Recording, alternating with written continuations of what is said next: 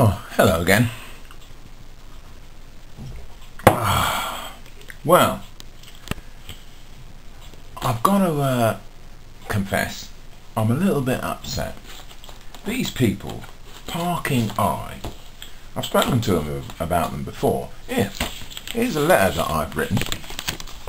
This actually isn't to Carl McCartney MP, he's the Conservative MP for Lincoln. It's a letter to Nick Clegg and David Cameron. In fact, to David Cameron and Nick Clegg.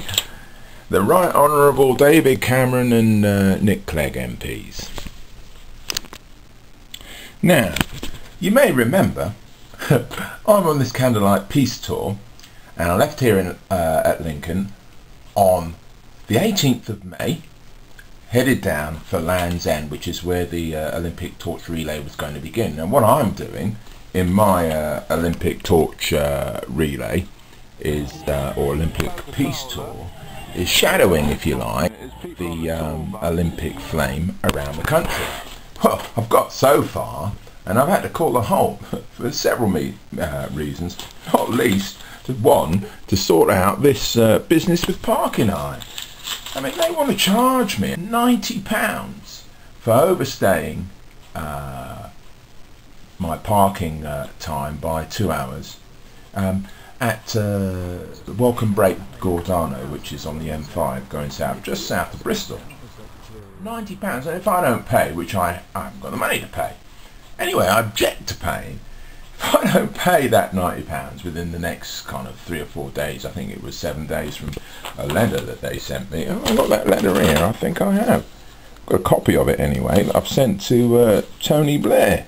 Tony Blair? What am I talking about? Tony Blair? This isn't it. It's not Tony Blair, it's that's the final notice. Where's the letter? Maybe it's this one. Nope. Maybe it's on the back of this thing.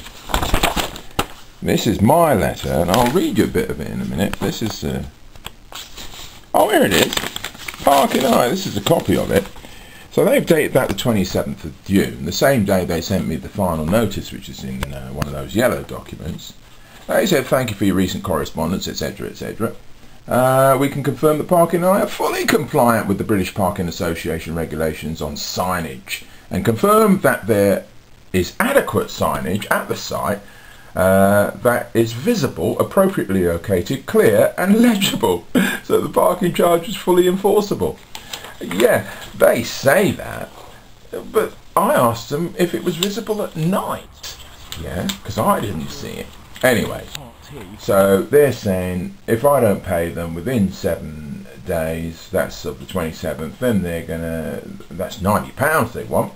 Then within a further 14 days, oh wait a minute, no, I can appeal for them within 7 days, and then I'll get a further 14 days, and then I can telephone them to pay. But in another letter they said if I don't pay it, the final warning, which I'll show you here, because it's upsetting when you get these kind of letters, isn't it? You probably had one or two in your past, or maybe not. Now, in this final notice, it says something like, if payment of £90 is not forthcoming by the 5th of the 7th, 2012, then parking charge will rise to £120. £120 for staying 2 hours. 4 hours I stayed there. More than the 2 hours free parking. Now, as I said to them, I mean, okay, call me dopey, call me naive, but I didn't realise that you had to pay parking charges when you went to a service station. Yeah, my mistake. Anyway, I did the same thing, quite by mistake, as I say, all innocently, without realising, at a road chef later on. Now I've been able to negotiate with road chef, and they've accepted. I've paid what I should have paid for parking, plus an administration charge of £5. So in the end, they've accepted £15. I've sent appeals, and I've sent them all here to, I've included it all to Tony Blair and, Tony Blair, why do I keep mentioning Tony Blair? No, not Tony Blair, David Cameron and Nick Clegg in this letter. Hey, here's the Coca-Cola people, look, dancing around. That was me in, where was that? place on tour looks like it could be Penzance. That's the first place I stopped at. In fact, that's the day I got this parking fine. Penzance? Is that Penzance? I reckon it is. Yeah. That's the first time I got sight of the Olympic flame. Well, let's stop there. It only shows you little excerpts. That's in Edinburgh. Anyway, I'm digressing. I'm getting distracted. All right then. So here's my letter to Right Honourable David Cameron and Right Honourable Nick Clegg. Dear Sirs, David and Nick, I write in regarding a matter of pressing concern regarding the parking charge notice I received on the 19th of May 2012 during my recent Candlelight Olympic PEACE Tour. It's just a coach trip to the Giant's Causeway and going from Belfast. Yeah, there I am on the coach, Allen Tours they were called. Anyway, I'm digressing, sorry.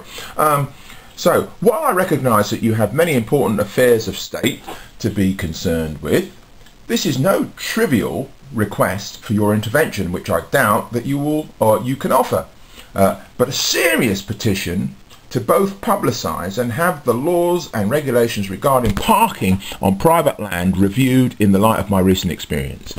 Yeah, and so I'll go on to explain. I know from the interest that the Prime Minister and Deputy Prime Minister have taken in the tax status of Cornish pasties and comedians and the excessive bonus culture of bankers, and now we learn the gerrymandering by Barclays and others like Bob Diamond, that your government, is concerned about fairness, moral rectitude, ethics in our United Kingdom. In my view, the situation prevailing in the custom and practice relating to parking on private land is also scandalous. And it is. How can they send me, give me a charge for £90, okay, for outstaying the welcome, and then put the pressure on me like they do by sending all these threatening letters and photographs and everything. I admit that I was there. I admit that I didn't buy anything because I didn't realise that I needed to, and if I'd have been made aware of it, of course I'd have paid up there and then, or moved off their land.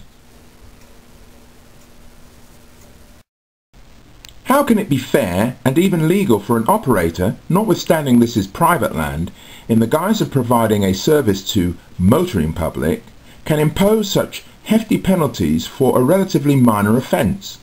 I failed to pay for a parking ticket, not realising I had to.